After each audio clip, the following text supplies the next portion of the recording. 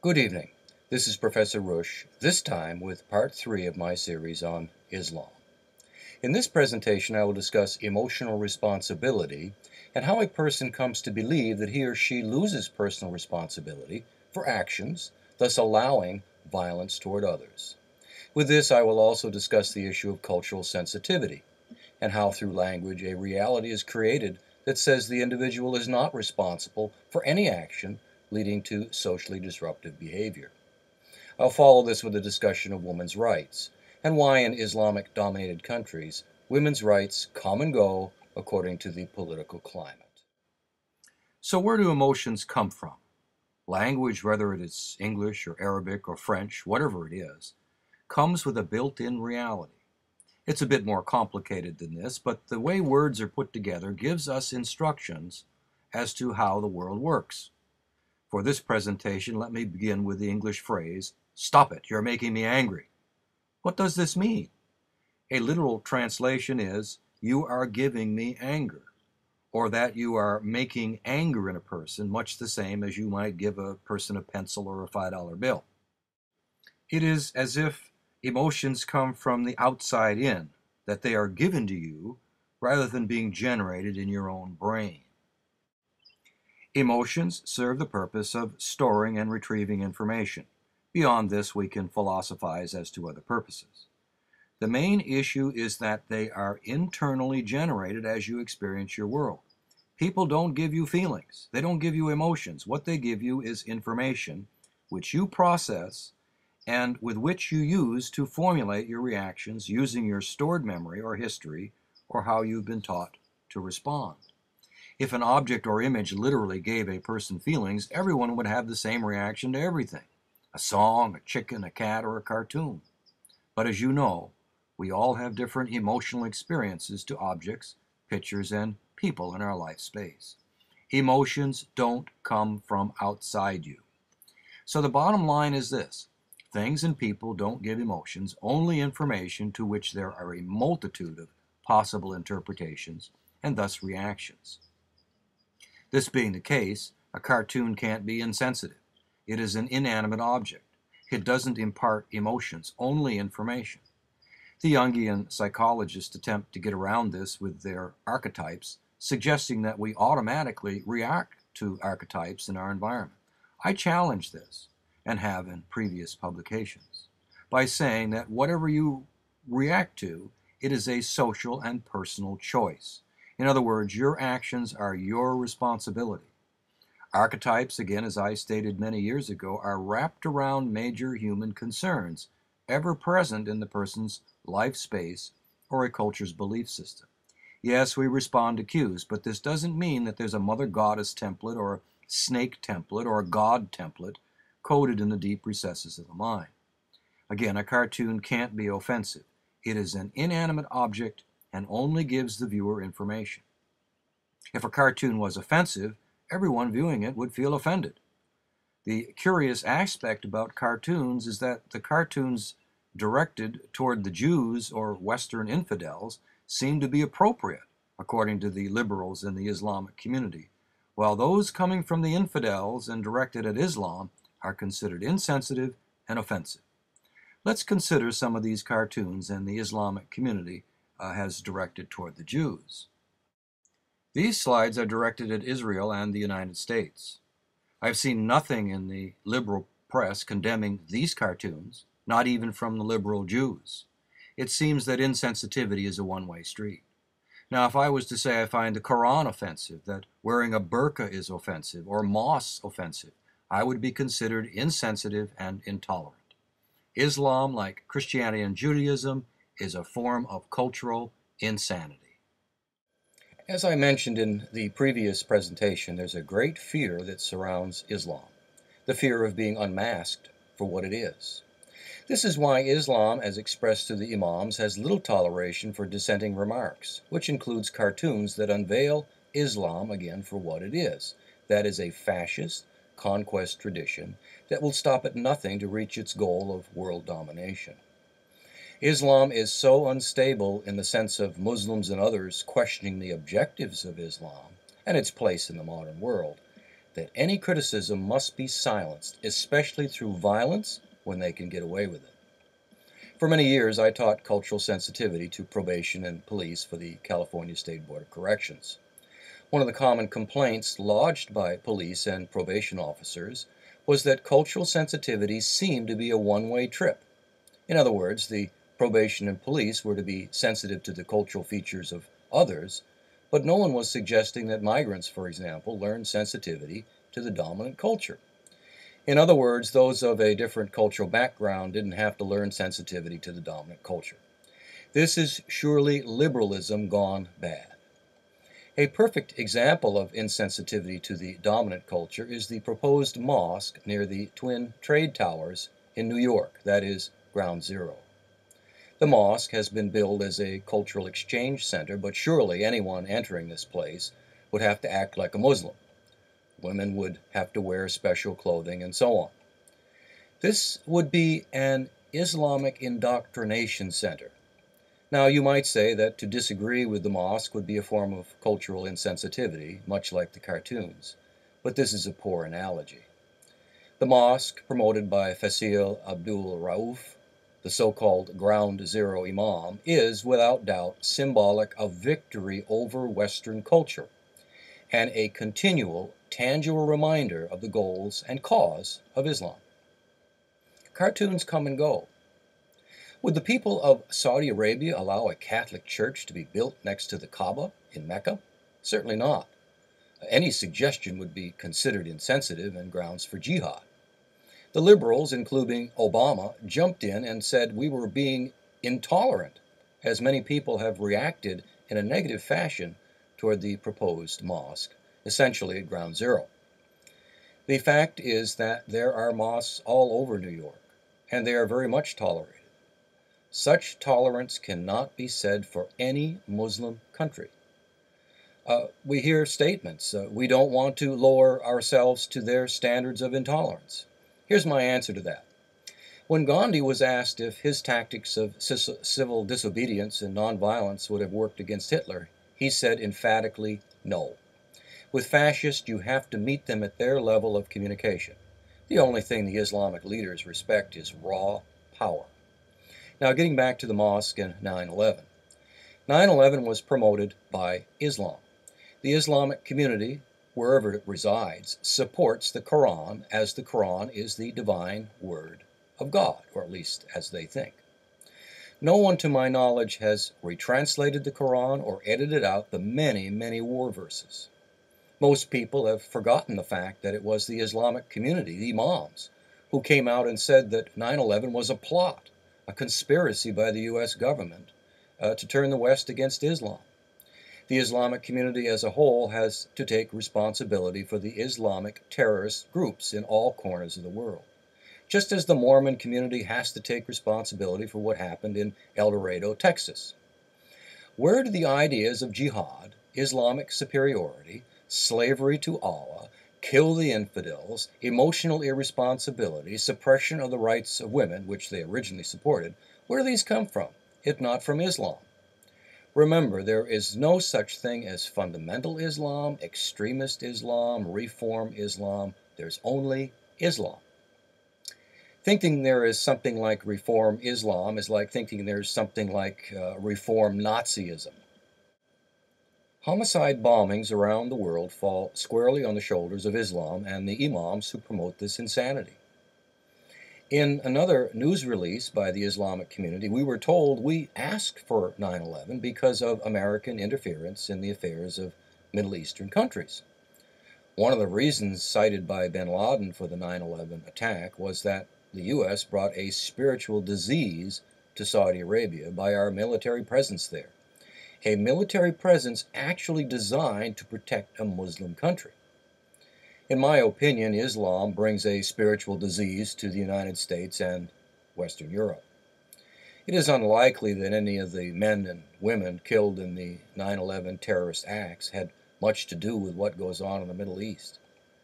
As long as Islam promotes world conquest, as long as Islam refuses to reform and question the Quran as the divine word of God, they have to take responsibility for the actions of those they indoctrinate.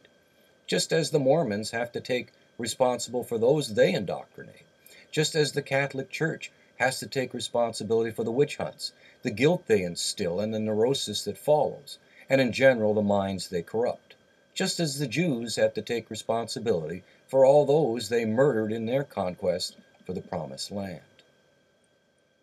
To further show the lopsidedness of cultural sensitivity, the news media frequently reports the detaining of Christians in Middle Eastern countries and parts of Southeast Asia, who they claim are selling Jesus to Muslims, which is illegal.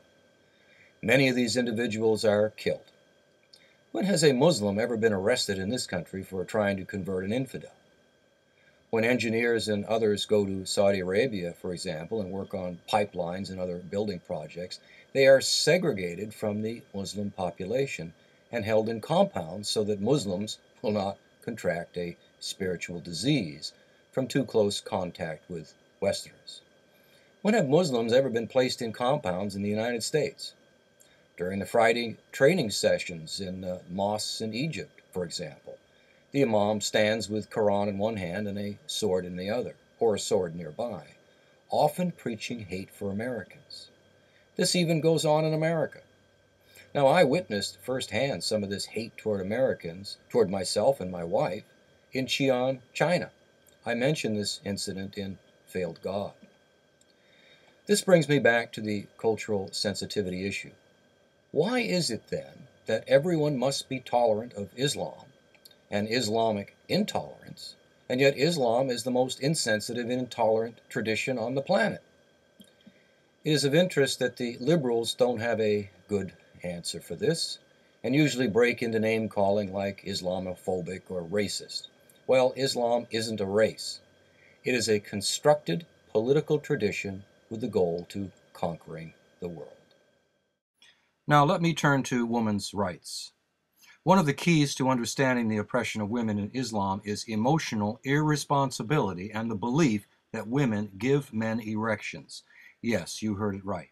The average Muslim believes that a woman is so powerful that she can enter into his mind and give him an erection. This is one of the justifications for covering women up from head to toe, so that men don't walk around all day long with erections. This is the major justification for suppressing the rights of women. They have too much power. In the mosque, women are placed in the back, lest the men have to look at the women with their butts in the air.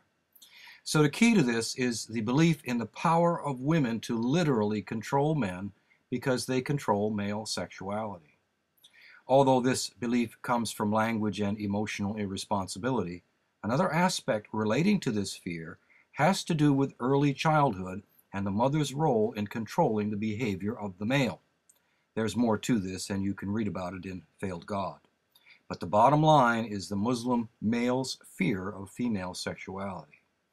So the belief in the power of women to give erections, a clear statement of emotional irresponsibility, and the male's need to stay in control results in suppression of women. As an aside, there is nothing in the Quran that says women have to wear burqas and cover their heads and faces. The only statement is that people should dress appropriately. Bundling the women up from head to toe comes from the ancient caravans where bandits were a continual problem and women dressed like this to avoid being kidnapped. As mentioned in Failed God, bundling women up like this does not allow sufficient sunlight to hit the skin, converting the fat or cholesterol under the skin to vitamin D. This leads to osteoporosis, cancer, and general bad health. On May 1st, 2011, Osama bin Laden, the organizer of the 9/11 murders of 3,000 innocent people and other atrocities in the name of Islam, was tracked, located, and apparently killed in Pakistan. It is obvious that the Pakistan government knew where bin Laden was, for his very large and conspicuous villa was located across the street from a military compound. However, before we all cheer, the story as to what happened and who knew and when they knew, or whether bin Laden was armed and what happened to his body and so on, changes day by day as the Obama regime changes its story day by day. Then there is the releasing of the pictures of bin Laden's dead body. Obama states that he won't order a release of the pictures because it could prompt retaliation by Muslims because we're being insensitive. This is one of the most disingenuous statements I have ever heard. Islam is the most insensitive, intolerant tradition on the planet. Those Muslims who hate us will still hate us regardless. I don't trust the government enough to believe that bin Laden is even dead. I want to see the photos. Not out of some morbid sense of curiosity. All Americans deserve to see the photos. The world needs to see the photos to let people know that this is what happens when you indiscriminately kill people in the name of Allah or any God.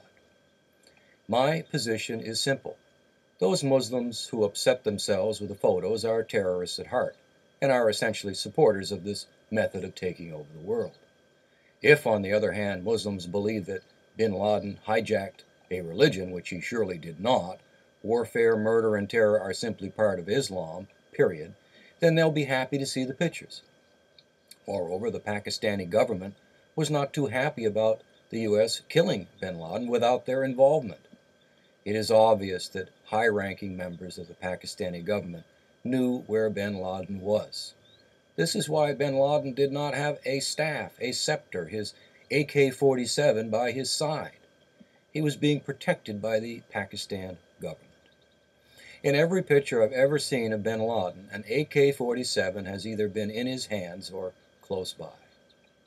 On May 2, 2011, the Islamic community made a statement to the world community stating that bin Laden did great harm to the quote-quote cause of Islam. Bin Laden and the Quran, his knowledge of the Islam, and his reference for action used great force, murder, death, kill, to advance this cause of Islam, that is, to take over the world.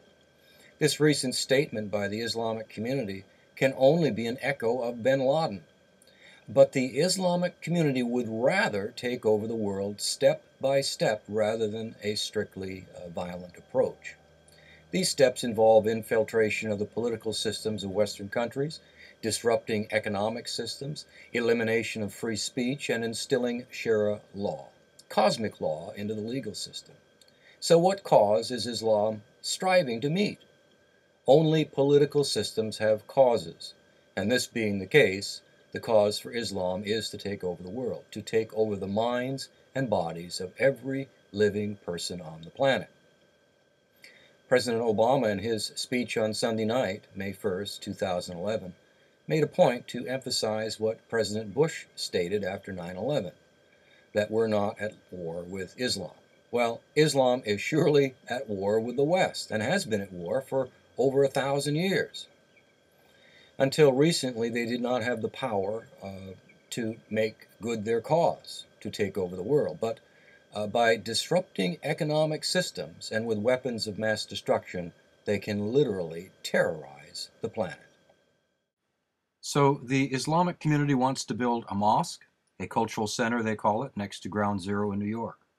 Islamic leaders, the imams, and so on, in this country and certainly in Egypt, Syria, Iraq, Iran, and Saudi Arabia, have used the Quran and Friday instruction to spread hate against Americans. This tradition calls itself the religion of peace, which reminds me of the devil staring back at the recently departed with a smile on his face and saying, "Can't we all be friends?" To conclude this series on Islam, the leaders of this tradition claim that Islam is a religion of peace. But the tangible evidence instructs otherwise. Islam is a system that is insensitive and intolerant of all infidels, be they Jews, Christians, agnostic, gays or otherwise, Buddhists, Hindus, although everyone is to show sensitivity and tolerance toward them.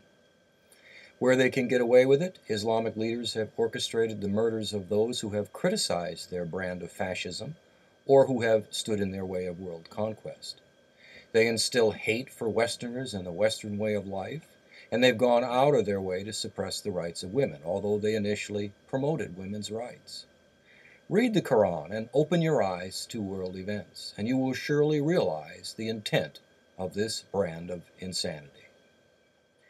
In the final segment in this series involving Judaism, Christianity, and Islam, I will make a case for why these traditions are not religions, why the Bible and Quran are guides to schizophrenia, and why Judaism, Christianity, and Islam need to be discredited as relevant traditions in the world today and in the future. I will also reveal nonviolent methods for freeing people from these forms of mental and physical slavery. Until next time.